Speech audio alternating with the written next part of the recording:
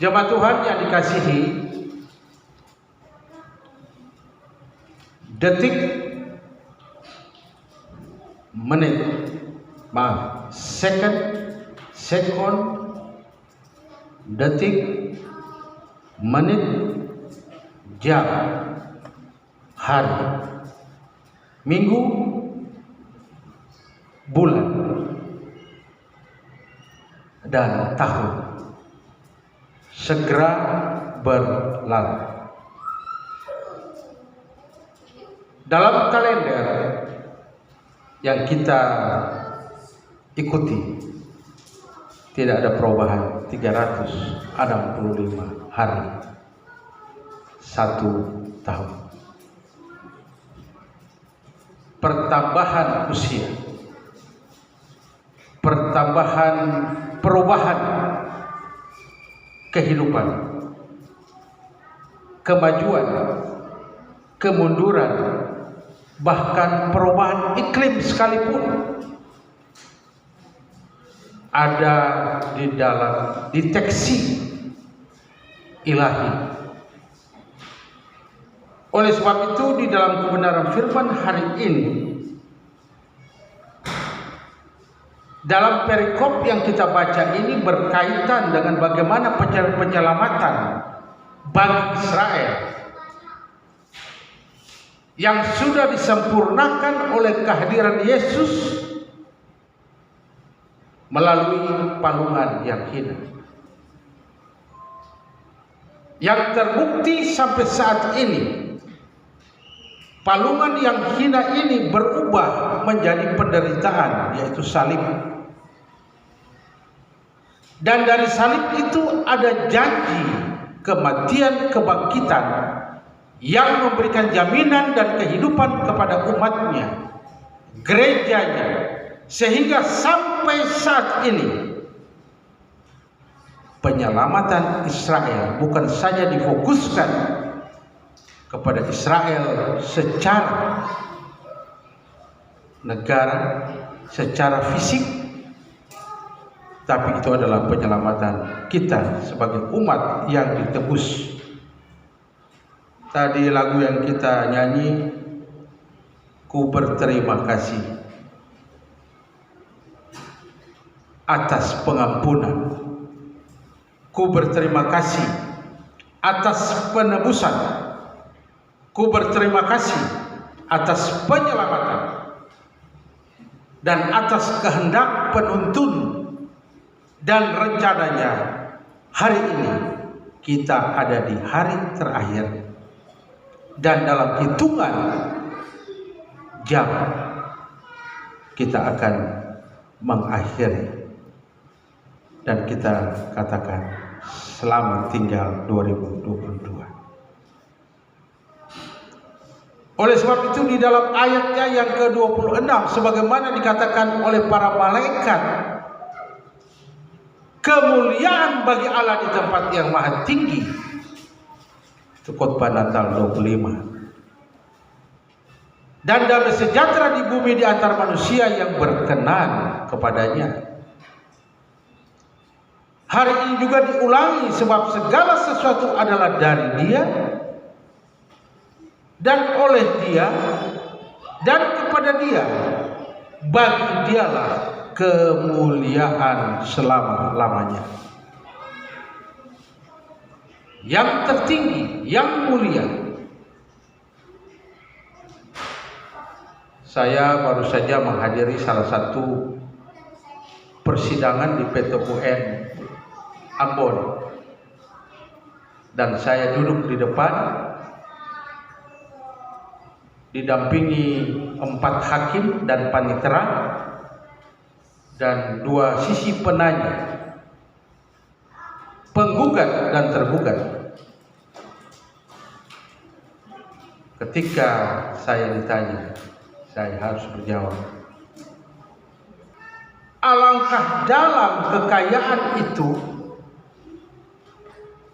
hikmat Allah yang begitu besar, yang mampu mengendalikan kehidupan kita. Hikmat yang menjabarkan pengetahuan yang begitu luas, yang menyatakan betapa dalamnya kekayaan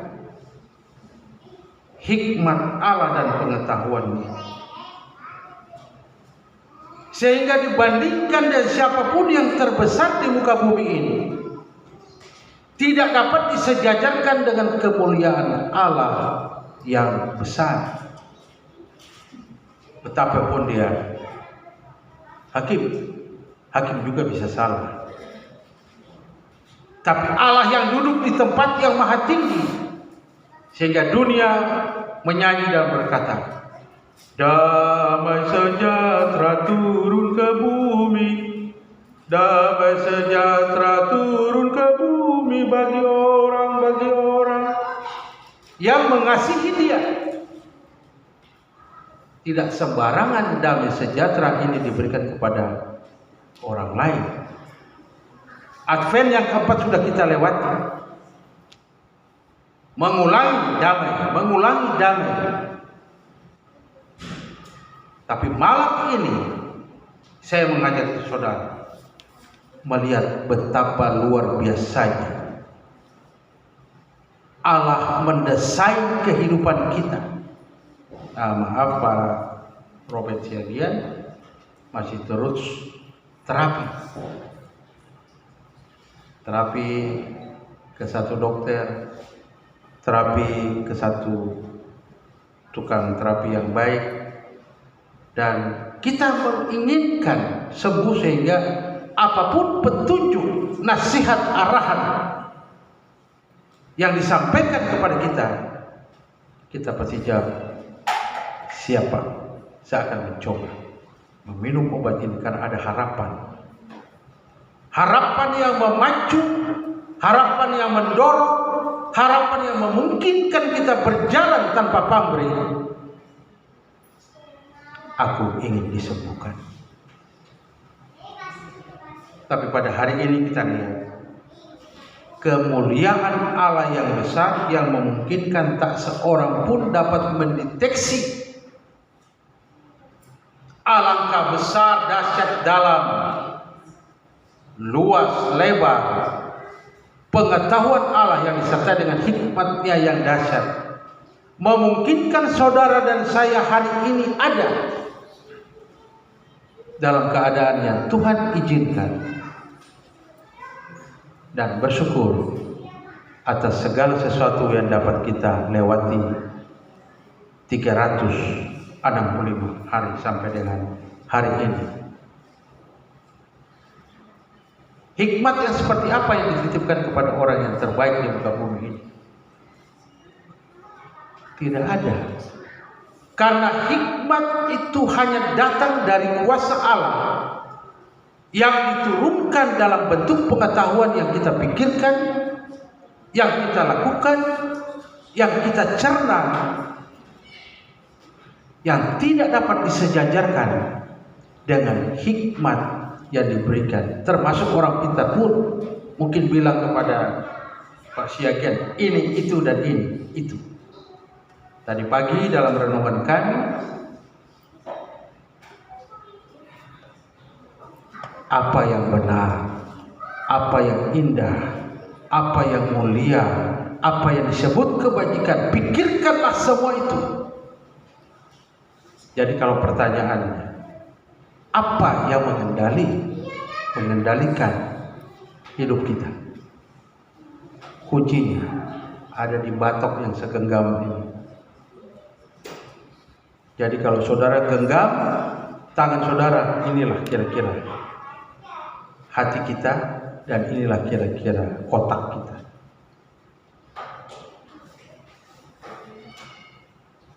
Otak yang kecil ini mempunyai kemampuan untuk menerobos waktu dan tempat dalam ingatan memori sebelum komputer ada. Minimal kita hitung 1 sampai 10, kali 1 sampai 10, itu tahu tulis, tahu baca, itu yang kita rekam waktu kita SD. Sampai sekarang itulah kita bawa terus sampai sekarang. basic pengetahuan itu tidak berubah. Tapi 1 kali 1 sampai 10, mau dibikin kurang, mau dibikin bagi, mau dibikin model aljabar, aritmatika, atau ilmu-ilmu pasti yang lain, semuanya ada di dalam kemampuan memori kita. Dan salah satu garis saraf yang ada di otak kita, tak satu pun di antara kita yang mampu menenun merakitnya kembali. Bapak lemah di bagian tangan sebelah mana, Pak? Sebelah tangan. Coba Bapak angkat sebelah kiri. Coba tangan kanan. Ya. Ada gerakan. Ya. Tapi ada harapan. Di balik gerakan itu ada harapan. Tapi ada bagian-bagian saraf yang mempengaruhi gerakan ini.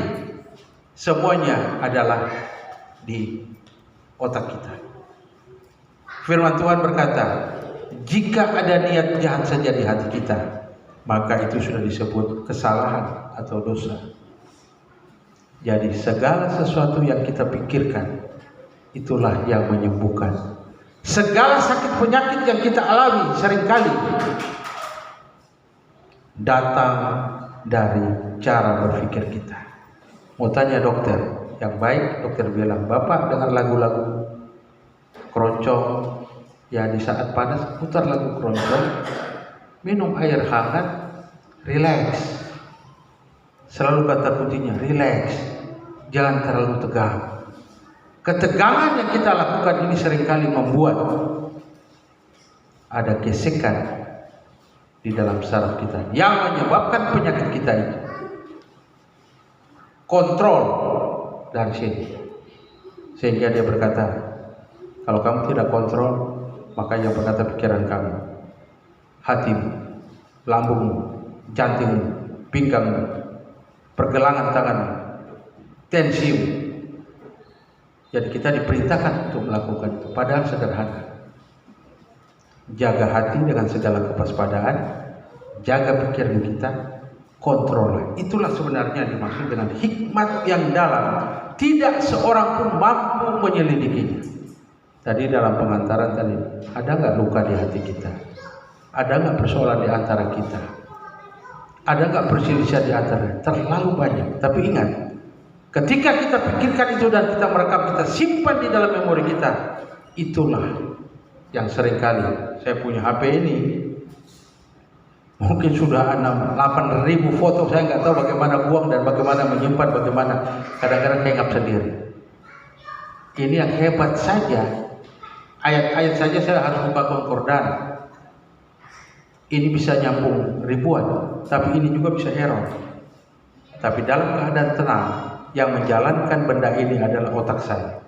Maka saya bercanda sama saya bilang, gini-gini profesor ini, otak profesor yang kecil yang botak ini, panggil saya jangan lagi, bilang saja Bung Gunawan, gundul sedikit tapi menawan.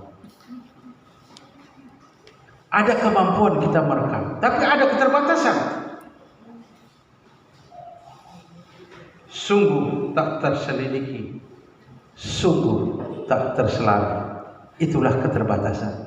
Karena hanya Allah saja yang mampu menitipkan kemampuan itu di dalam hati kita, di dalam pikiran atau memori kita. Dengan apa kita memosokkan memori-memori yang lain?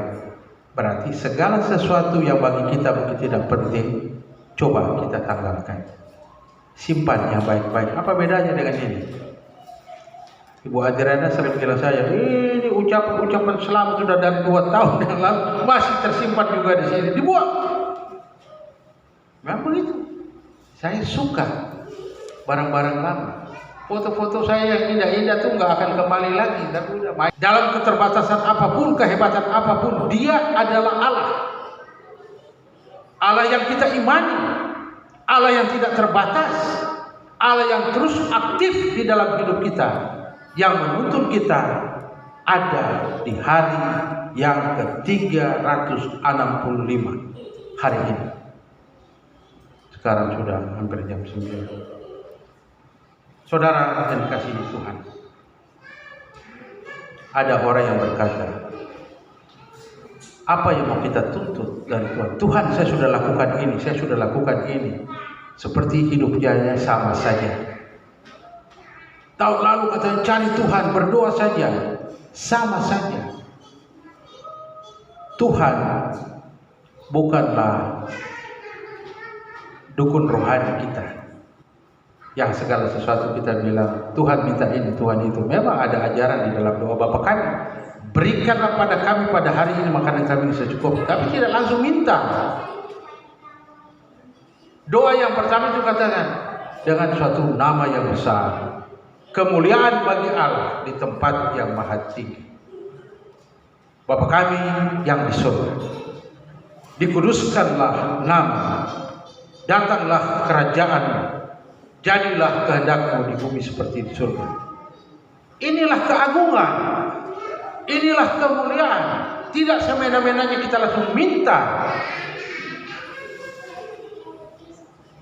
Allah kita tidak bisa dipaksa. Tapi Allah mengenal hati saudara secara pribadi. Karena Bapa, karena itu kita sebut Dia Bapa kami dalam surga. Betapa dekatnya kita dengan seorang Bapa. Menyenangkan hati Bapa. Menyenangkanmu, senangkanmu, itulah kerinduanku. Menyenangkan hati Bapa. Ketika Bapa merasa dipuaskan, Bapa akan jawab apa yang menjadi pergumulan kita. Saudara yang kasih, kalau kita lihat ayat yang berikutnya, atau siapakah yang pernah memberikan sesuatu kepadanya? Siapa? Kita bisa sogok Allah? Kita bisa berbuat baik untuk bisa. Perbuatan baik itu tidak titik. Karena perbuatan baik yang dilakukan oleh saudara-saudara sepupu kita, bahwa itu hanyalah amal. Tapi bukan jaminan ketika kita melakukan perbuatan baik, hadiah keselamatan itu kita peroleh. Tidak. Tapi kerjakanlah keselamatan itu, khotbah, waktu joy, waktu sukacita. Advent kedua, ketiga. Karena itu saudara yang kasih, sehingga kita harus menggantikan. Apa kita tuntut Tuhan? Saya sudah melakukan ini, saya sudah lakukan ini. Mana janjinya? Mana jatahku? Mana buktinya? Siapakah yang pernah memberikan satu kepada Tuhan? Justru sebaliknya. Segala sesuatu dari Dia. Segala sesuatu oleh Dia. Ayatnya yang ke-36. Segala sesuatu kepada Dia. Dan bagi Dialah kemuliaan itu. Apa yang kita sudah beri dalam 1 tahun ini? Apakah kita sudah menyenangkan Tuhan selama 365 hari ini? Atau sebaliknya? Apakah kita sudah menyenangkan Dia? Mari kita masing-masing merenungkan. Bandingkan apa yang kita berikan kepada Tuhan dengan apa yang sudah Tuhan buat kepada kita selama 365 hari. Kalaupun sampai saat ini aku masih mendapatkan bangun tidur dan menemukan denyut nadi saya atau jantung saya, nafas saya masih tetap menghembuskan nafas, itulah kebaikan Allah, sehingga segala sesuatu layak kita berikan kepada-Nya. Segala kemuliaan kita kembalikan kepada-Nya. Bagi Dialah kemuliaan sampai selama-lamanya. Banyak pesan-pesan Natal yang sudah saudara terima dari teman-teman, dari saudara-saudara yang lain. Tapi pesan pada malam hari ini sangat singkat, saya tidak menguraikan banyak. Saya yakin kita sudah diperkaya dan sudah dilengkapi dengan berbagai informasi-informasi yang baik dan memberikan kepada kita suatu pengharapan, suatu kepastian bagaimana memasuki tahun ini dengan suatu step yang pasti. Kita bersalam-salaman satu dengan lain, tapi saya katakan kepada saudara sekalian, salam-salaman dan memberikan ucapan itu tidaklah cukup tanpa kita berdamai dengan diri kita dan kita berdamai dengan Tuhan. Berdamai dengan istri, berdamai dengan anak. Karena sentuhan dan kerawanan kehidupan kita di dalam keluarga itu justru tercipta bukan di luar pintu gereja, justru di dalam rumah tangga kita masing-masing. Karena itu saudara yang dikasihi Tuhan, waktu yang berputar harus kita lewati dan kita renungkan dan berkata kepada Allah secara pribadi bahwa Tuhan, apa yang kulalui saat ini, apa yang kudapati saat ini, apa yang kurasain saat ini, bukan karena kuat dan gagahku, tetapi semuanya oleh karena kemurahan Allah dalam hidup.